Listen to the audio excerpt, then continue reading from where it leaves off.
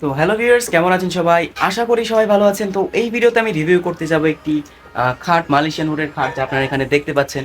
তো এটি কিন্তু কালকেই পারচেস করা হয়েছে। তো আমি এটিকে ফিটিং করার সময় কিন্তু ভিডিও বানাতে পারিনি, কারণ অনেক সমস্যা ছিল। তো যার কারণে তো আমি এটিকে ক্লোজ আপ দেখাচ্ছি আপনাদের। তো এটি কিন্তু সম্পূর্ণ মালয়েশিয়ান উড বোর্ডের তৈরি।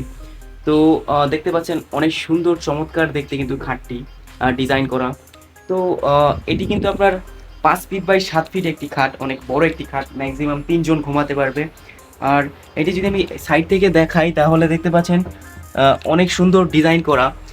যদি এটি পাটেক্সের খাট হয়, এটির হাইসা কিন্তু নিচে যেগুলো থাকে সাধারণত এর নিচে, এগুলো কিন্তু সম্পূর্ণ কাঠের। আর এটির সাইডে যে ইটি দেওয়া থাকে এটিও কিন্তু সম্পূর্ণ কাঠের। তো এই জন্য কোনো সমস্যা নেই, দেখতেও কিন্তু সুন্দর। আর নিচে আমি দেখিয়ে দিই আপনাদের। তো দেখতে পাচ্ছেন এটি কিন্তু সম্পূর্ণ নতুন কাঠ দেওয়া, আর অনেক মজবুত কাঠ কিন্তু এটি নিচে। আর সাধারণত মালয়েশিয়ান উড বোর্ড কিন্তু দেখতে অনেক সুন্দর হয়। তো দেখতে পাচ্ছেন।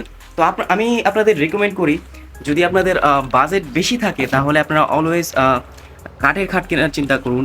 কাঠের খাট সাধারণত নর্মাল কাঠ না, সেগুন কাঠের খাট কেনার চিন্তা করুন। যদি 25-30 বা 20-25-এর মধ্যে বাজেট হয়, সেগুন কাঠ দেখার চেষ্টা করুন। আর যদি আপনাদের বাজেট কম থাকে তাহলে আমি রেকমেন্ড করবো আপনি মালয়েশিয়ান উডের খাট নিতে পারেন 10-12-র মধ্যে। সাধারণত মালয়েশিয়ান উডের খাটের দাম কিন্তু একটু বেশি হয়। আর কার্ডবোর্ডের খাট কিনবেন না, নর্মাল যে পাটেক্স বোর্ড আছে ওই বোর্ডের খাট কিনবেন না, আমি রেকমেন্ড করবো কিনবেন না। তো আপনি মালয়েশিয়ান উডের খাট দেখতে পারেন, যে এই খাটটি দেখতে পাচ্ছেন। তো এর মধ্যে এই একটি সমস্যা আছে, সমস্যাটি হচ্ছে আপনার মালয়েশিয়ান উডের খাটের সমস্যা হচ্ছে, দেখুন আপনার এখানে কিন্তু আপনার এই জায়গাটি আনার সময় কিন্তু অনেক সজোরে লেগেছে এই জায়গার মধ্যে। তো রং কিন্তু উঠে গেছে। তো এটি কিন্তু একটি সমস্যা।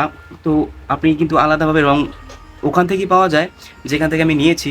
তো ওখান থেকে কিন্তু রংটি এনে এখানে মেরে দিতে হবে।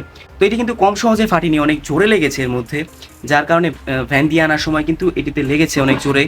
আমাদের ওখানে রাস্তা বেশি একটা ভালো না, যার কারণে কিন্তু এই চোটটি এখানে লেগে ভেঙে গেছে। অনেক ভালো, নর্মালি কিন্তু কম সহজে এটি কিন্তু ফাটে না, অনেক বেশি পরিমাণ চোট লাগার পর কিন্তু এটি ফাটে। নর্মাল যদি আমি এটিকে কিলাই বা কিছু দিয়ে আঘাত করি তাহলে কিন্তু এটি জিনিসটি আসলে ভাঙবে না, কিন্তু অনেক বেশি পরিমাণ চোট লাগার পর কিন্তু সাধারণত এই রঙটি উঠে যাওয়ার সম্ভাবনা থাকে। সাধারণত এটি কাঠের খাটও যদি হয় তাহলেও কিন্তু দেখবেন আপনার অনেক বেশি পরিমাণ চোট লাগার পর কাঠের খাটটি কিন্তু জায়গায় জায়গায় ছিলকা উঠে যাবে অনেক। এর মধ্যে সাধারণত যেহেতু রং করা আর অনেক বেশি পরিমাণ চোট লেগেছে, যার কারণে কিন্তু রংটা চলটে উঠে গেছে পরের বার। তো গাইজ, ভিডিওটি এই পর্যন্তই। যদি ভিডিওটি ভালো লাগে একটি লাইক আর চ্যানেলে সাবস্ক্রাইব করে রাখুন পরবর্তী ভিডিওর আপডেটটি পাওয়ার জন্য। আর যদি আপনার কোনো প্রশ্ন থাকে তাহলে কমেন্ট সেকশনে করতে পারেন। আপনার জন্য শুভকামনা রইল, সুস্থ থাকবেন, ভালো থাকবেন, ধন্যবাদ। আবার দেখা হবে অন্য